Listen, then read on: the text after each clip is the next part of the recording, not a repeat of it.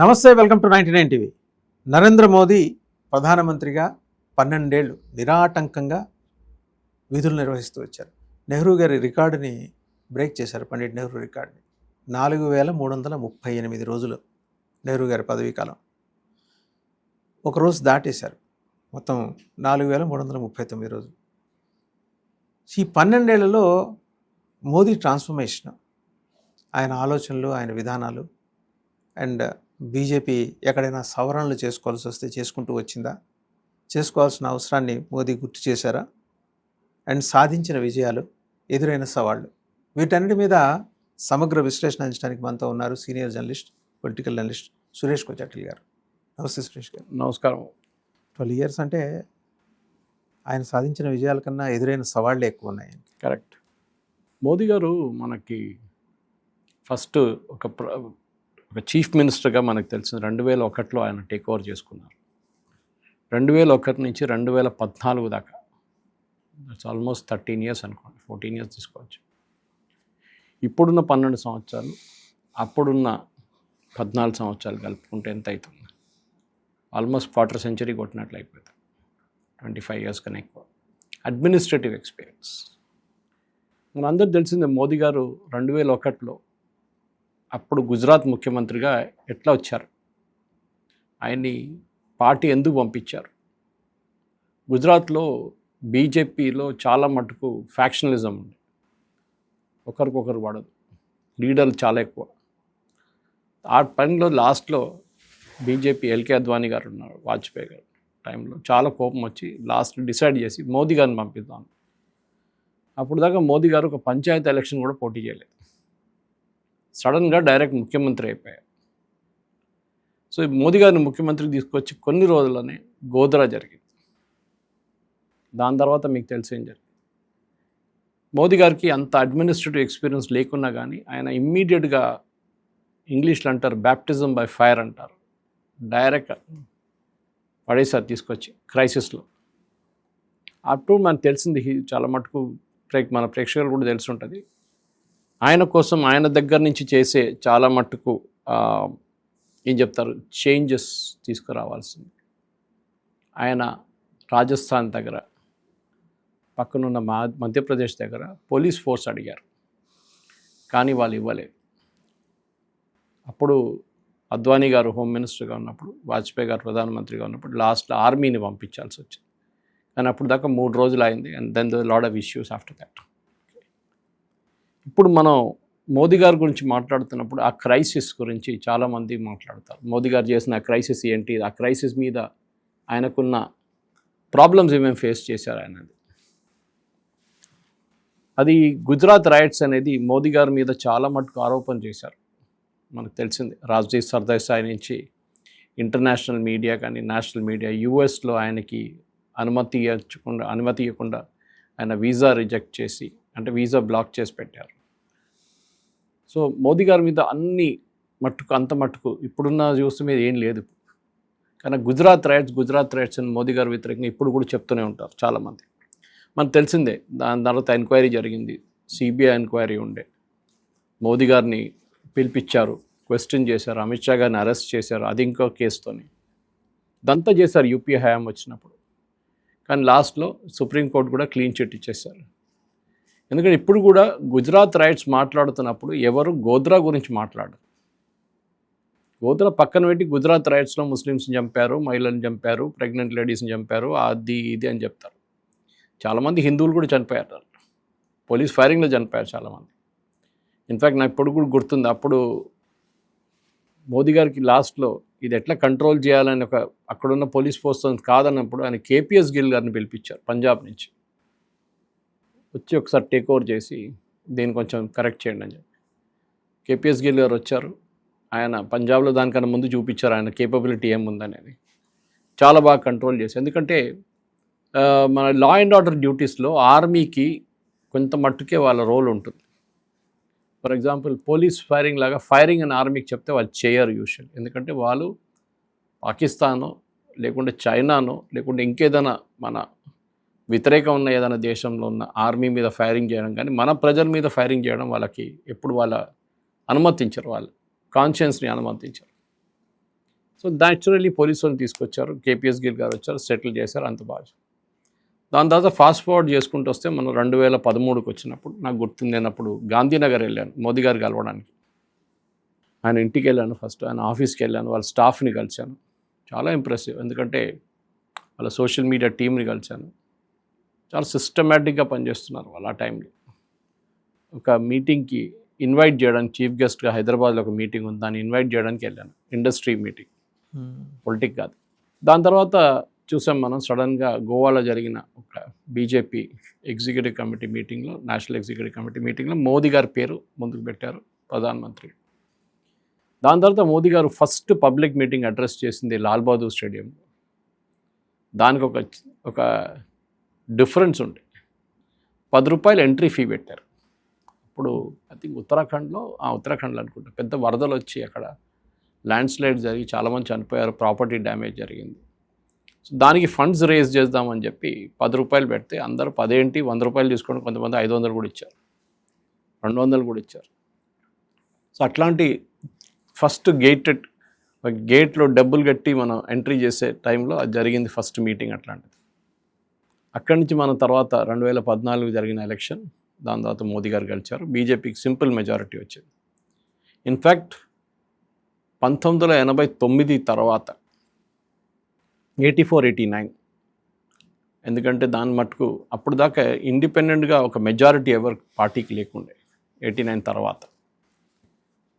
తర్వాత మనం చూసాం బీజేపీ 2014లో వచ్చినప్పుడు ఫస్ట్ టైం సింపుల్ మెజారిటీతోనే. దాని ముందు అన్ని కోalitions ఉండే.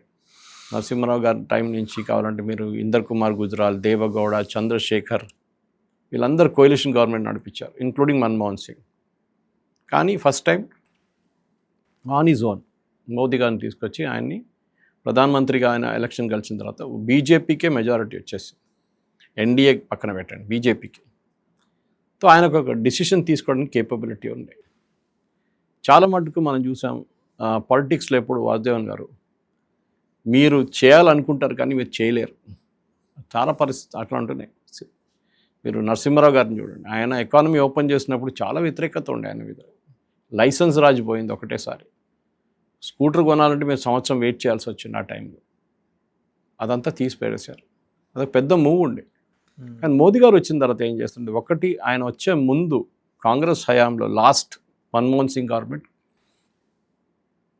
లాస్ట్ 2-3 సంవత్సరాల్లో విపరీతమైన స్కాములు జరిగినాయి. 2G నుంచి, స్కార్పియన్ నుంచి, Agusta Westland, Commonwealth game scam, coal scam, మీరు చెప్పండి ఎన్ని ఆల్ఫాబెట్లన్నీ స్కామ్ ఉండే. ఆ పరిస్థితిలో ఉన్నారన్నమాట. అక్కడి నుంచి సడన్గా మీరు వచ్చినప్పుడు న్యాచురల్లీ మీ మీద ఒక రెస్పాన్సిబిలిటీ వస్తుంది. మీ దాంట్లో మీ మీద కూడా ఇదే ఆరోపణలు వస్తే రేపు మళ్ళీ మీరు బీజేపీ వైపు నుంచి ఆరోపణ చేయడానికి మీకు అర్హత లేదు. కానీ లాస్ట్ 12 సంవత్సరాల్లో ఇవాళ దాకా ఒక్క కేస్ మోదీ గారు క్యాబినెట్లో ఉన్న మేజర్ మినిస్టర్స్ వ్యతిరేకంగా రాలేదు. అక్కడెక్కడ రాహుల్ గాంధీ చెప్తుంటాడు రఫేల్ అది ఇదని, కానీ సుప్రీంకోర్టు దాకా వెళ్ళారు, దాంట్లో కూడా ఏం రాలేదు. కరప్షన్ మీద పోరాటం చేయడం ఫస్ట్ మోదీ గారిది ఫస్ట్ ప్రయారిటీ ఉంది. ఎందుకంటే పాత గవర్నమెంట్ ఇమేజ్ తీసుకొస్తారు. రెండవది మోదీ గారు కొన్ని బేసిక్ సదుపాయాలు ప్రజలకు కల్పించాలనుకున్నారు. పెద్దది కాదు, చిన్న ప్లాన్. టాయిలెట్లు కట్టడం. ఇప్పుడు అందరూ నవ్వారు చాలామంది, ఏంటి ఇది టాయిలెట్లు కట్టడం, అదేంటి ఇది పెద్ద ప్లానా? కానీ ఒక రూరల్ ఏరియాలో ఒక ఊర్లో ఉన్న ఒక మహిళ దగ్గర అడగండి, టాయిలెట్ లేకుంటే వాళ్ళకి ఎంత ప్రాబ్లం ఉంటుంది. పొద్దున్న 4-5 గంటలకు లేచి ఏదో దూరం ప్లేస్కి వెళ్ళి టాయిలెట్ చేసుకొని వచ్చేవాళ్ళు. ఇప్పుడు వాళ్ళ ఇంట్లోనే టాయిలెట్ కట్టారు. అది వాళ్ళకి ఒక పెద్ద ఫ్రీడమ్. మనం తెలుసు, నంబర్లు కూడా నేను చెప్తాను మీకు. అక్కడ కూడా ఎందుకంటే ఈ నంబర్లతోనే నడుస్తుంది అంత. మోదీ గారు వచ్చిన తర్వాత మనం చూసాం ఈ టాయిలెట్లు కట్టడంలో ప్రతి స్టేట్ గవర్నమెంట్ ఇన్వాల్వ్ చేశారు. అదొకటి ఉంది. స్టేట్ గవర్నమెంట్ ఇన్వాల్వ్ చేసిన తర్వాతనే ఎగ్జాంపుల్ నంబర్లు ఇస్తాను మీకు నేను. హర్ ఘర్ జల్ ఇంకో ప్రోగ్రామ్ ఉంది, దాంతో ఈ టాయిలెట్ కూడా ప్రోగ్రామ్ ఉందన్నమాట. యూ టేక్ ఎగ్జాంపుల్, 12 కోట్ల టాయిలెట్లు కట్టారు. 12 కోట్లు. అప్పుడు మనం అనుకుంటాం భారతదేశంలో 140 కోట్ల మంది పాపులేషన్ ఉన్నారు. మోదీ గారు వచ్చినప్పుడు 130 ఉండొచ్చు. దాంట్లో అర్బన్ కాంపోనెంట్ తీసేస్తే మీరు రూరల్ కాంపోనెంట్లే మీకు చాలా మటుకు ప్రతి ఇంటికి ఒక టాయిలెట్ కట్టినట్లు అయిపోతుంది. అదొకటి జరిగితే నెక్స్ట్ ఇల్లు అందరికి తెలుసు, పేదోళ్ళకి, మురికివాడలు ఉన్న వాళ్ళకి, స్లమ్స్లో ఉన్న వాళ్ళకి basically roof of the head ఒకటి కావాలి. అర్బన్ ఏరియా కానీ రూరల్ ఏరియా మీరు ఇల్లు కట్టలేరు. మీకు మీద డబ్బులు ఉండవు, ఉంటే మీకు స్థలం ఉండదు. మీకు అది ల్యాండ్ కదా అన్నిటికంటే ఎక్కువ విలువ. అది అక్కడ 4 కోట్ల ఇల్లు కట్టారు. ఓకే, ప్రధాన్ మంత్రి ఆవాస్ యోజన కింద. ఒక ఇంట్లో 5 ఉన్నారనుకోండి, అట్లీస్ట్ 4-5 ఉంటే 20 కోట్ల మందికి ఒక ఇల్లు వచ్చింది. అన్నిటికంటే ఇంపార్టెంట్ నేను అనుకుంటాను, మోదీ గారు వచ్చినప్పుడు ఒక స్కీమ్ తీసుకొచ్చారు, జన్ధన్ యోజన. తీసుకొచ్చినప్పుడు చాలామంది అగైన్ మోదీ గారి మీద విమర్శలు చేశారు. ఇదేంటి బ్యాంక్ అకౌంట్ ఓపెన్ చేయడం, దీంతో ఏమవుతుంది? ప్రజల దగ్గర డబ్బులు లేవు, డబ్బులు లేనప్పుడు బ్యాంక్ అకౌంట్ తీసి దాంట్లో రూపాయి కూడా లేనప్పుడు వాళ్ళు ఏం చేస్తారంటే, చేసి చూపిస్తాను. 58 కోట్ల మందికి బ్యాంక్ అకౌంట్లు ఓపెన్ చేశారు. 58 crores లాస్ట్ 12 సంవత్సరాలు. ఈ జన్ధన్ యోజన అనే ఇప్పుడున్న మన దగ్గర ఉన్న బెనిఫిట్స్కి ఒక బునాది.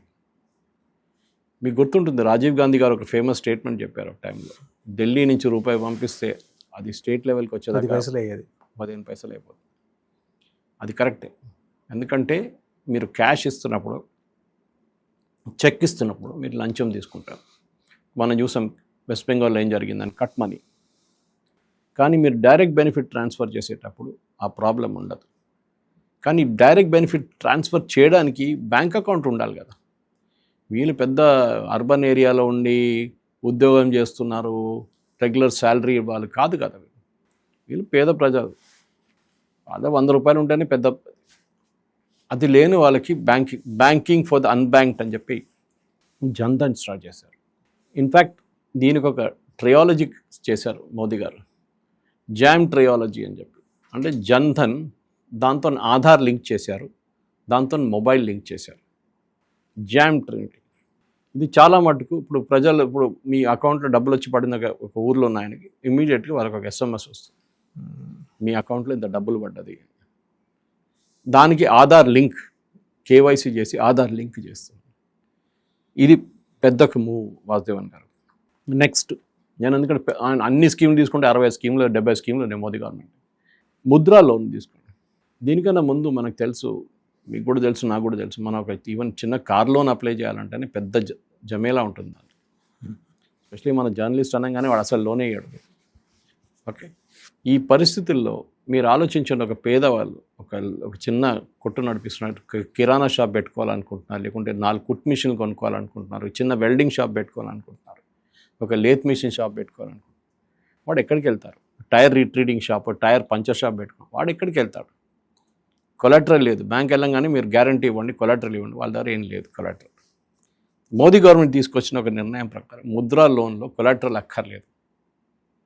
అప్పుడు ఫస్ట్ టైం రిలీజ్ చేసినప్పుడు ఆల్మోస్ట్ 10% మంది నాన్ పర్ఫార్మింగ్ అసెట్స్గా మారిపోయింది, 10% అకౌంట్స్.